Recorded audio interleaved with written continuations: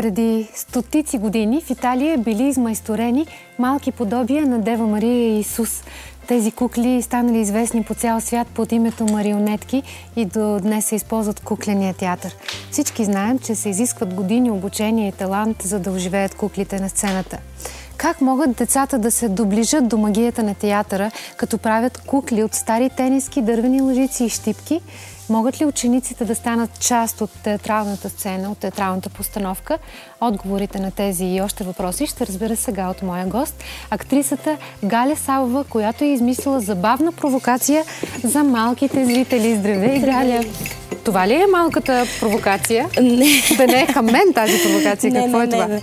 Донесла съм, защото има снимки, които ще пуснете, за да видите децата как са видели в самия петел. Това е от самото представление Златка, златното момиче Петела, който е красотал, който лети по този начин, който е направен от част от хурка, гребен, хлопки, а децата са го видяли на сцената. След това, като отидем в училище, те сами го правят този петел, но по друг начин, малко по друг начин. Всичко ще ми разкажеш. Виж сега каква е разликата между децата и възрастните. Аз видях гребен за коса.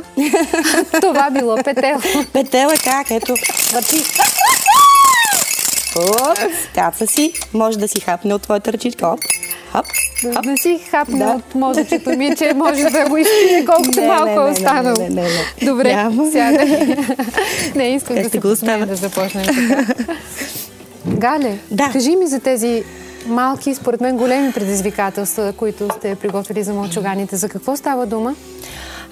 Става дума да помогнем и на учители, и на родители, провокирайки децата, когато идват при нас и когато ние отиваме след това в училище при тях, да покажат какво са направили, гледайки едно представление в кукления театър, да хванат мама за ръка и да кажат: мама, да видиш къде видях този герой, Златка или Петлето или Връбчето, за да докарат и мама в театър, защото много е трудно. Много е хубаво, че в момента се пълнят салоните на Столичен куклен театър, но ако има едно поколение, които не бяха влизали. И това поколение, според мен, са тези деца, които в момента ние отиваме при тях. Те идват при нас, гледат представлението, след което ние отиваме и за един ден правим страхотен празник в училище, защото през по 45 минути идват деца, правят кукли, излизат с върчета, с петлета, с малко идват другите, видяли така.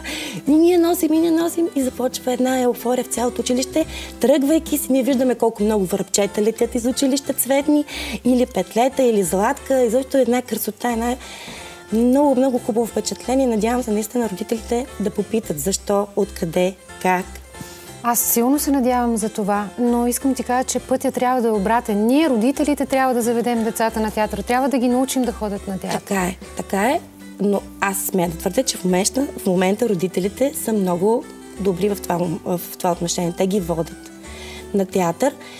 Тази работилница, която правиме ние, това пътуващо ателие, е за цел децата, освен да дойдат да гледат театър, те да могат да разговарят с нас, актьорите, и да направят тези кукли заедно с нас.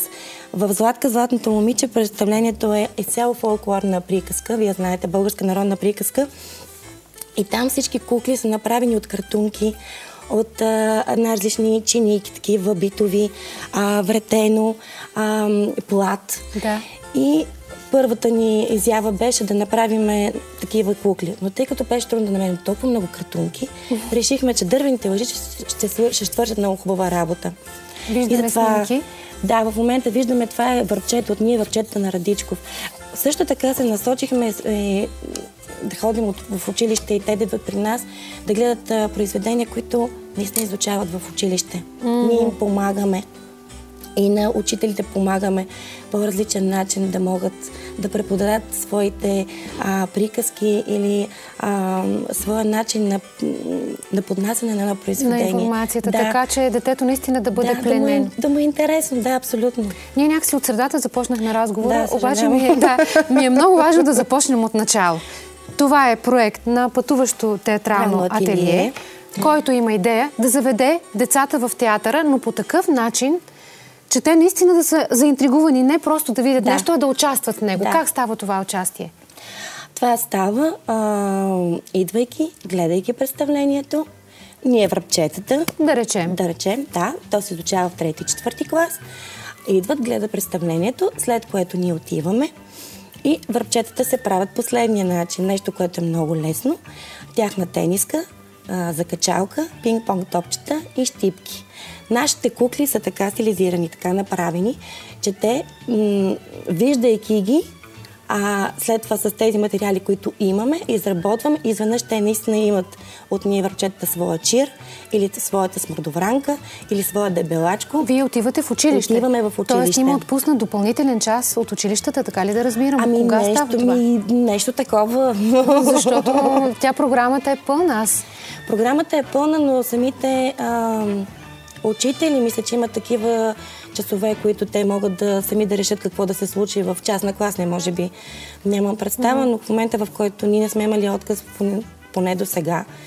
От училище вие ли търсите училищата или училищата намират вас? В момента започнахме проекта януари месец с училища, които са наши много дълги приятели, дългогодишни приятели, които искахме да направим този жест към тях, защото цялата тази работилница е безплатна. Значи ние отиваме, децата могат да донесат само своята тениска или дървена лъжица. Всичко останало, перца, плат, очички, маниста. Всичко това е вече от нас, допълнителния чар на театъра. Те стават първо едни малки сценографи, защото проектирайки правят, лепят, мажат, след което ги провокираме ние актьорите, които играем на сцената и които сме сега при тях в училище, да хванат своите кукли, да започнат да се играят с тях. Правим ни малки етюди, те са безумно щастливи и си тръгваме много щастливи. Всички си тръгват щастливи оттам и най-важно, те са пленени от тази магия. Те виждат целият процес, не просто да отидат на сцената да видят какво е станало от тази виличка или от тази различка. Абсолютно. Имахме даже момент, в който децата не бяха гледали представлението. Първо отидохме при тях в училище. И какво се случи? Когато дойдоха да гледат ние връбчетата, в един момент, когато светнахме салона, защото имаме там една част, която виждаме публиката, аз видях около 70 такива връбчета, които подскачаха, защото те видяха нас. Ние сме там. Те подскачаха и се оказахме ние много връбчета в салона. Цяло ято направо. Цяло ято. Прекрасно. Прекрасно е това.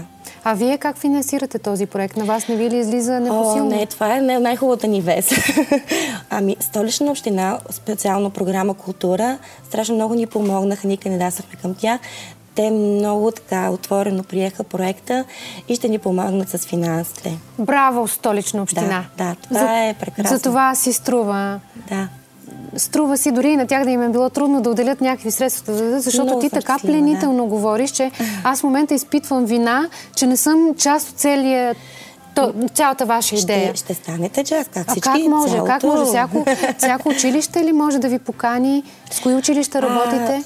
Да, всяко училище. В момента какво се получи? Ние отидахме при нашите приятели, децата споделиха на родителите. Родителите казаха на свои приятели, родители, които пък казват, защо при нас кукления театър не дойде? Отиваме при госпожите и изведнъж се завъртя всичко. Предай нататък стана и много хубаво се получи, защото това е наистина най-добрата реклама, ако щете, и затова децата наистина да влязат в театъра. Това е... те, освен че си правят кукли, те разговарят и с нас, актьорите. Това, за което, според мен, едно време аз много съм искала някой да отида да каже здравейте. Или... Да, и той да ти обърне внимание, да се чувстваш важен и значим, че героя от сцената, главният герой на постановката идва лично да ти каже здравей. Ето сега това е нещо много прекрасно и те са много щастливи децата. От всичко ли може да стане кукла? Може, да. Искаш ли да ти кажа моята каква би била? Сега кой знае как ще се тълкува. Сега, добре. Как бихме продължили? Според тебе? Не, ти трябва да имаш да го наводеш този банан по този жесток начин. Това е моят делфин. Добре, нека да плува делфина тогава. Как плува делфина? Добре.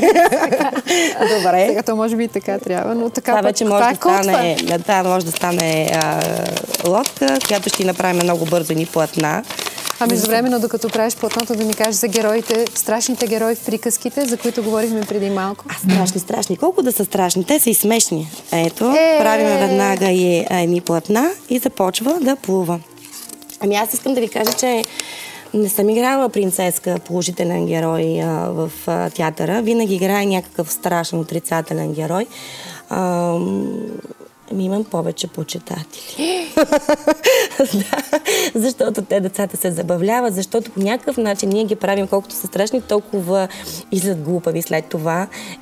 Побеждава доброто наистина, но по някакъв начин лошия герой е оставил за детето нещо, което като пулка, което му става в...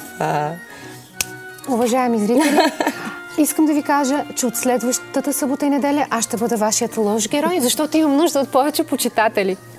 Ами защо не? Шегувам се, разбира се, лошите герои трябва да бъдат... Само, че не виждам как точно ще станеш лош герой, но купицата.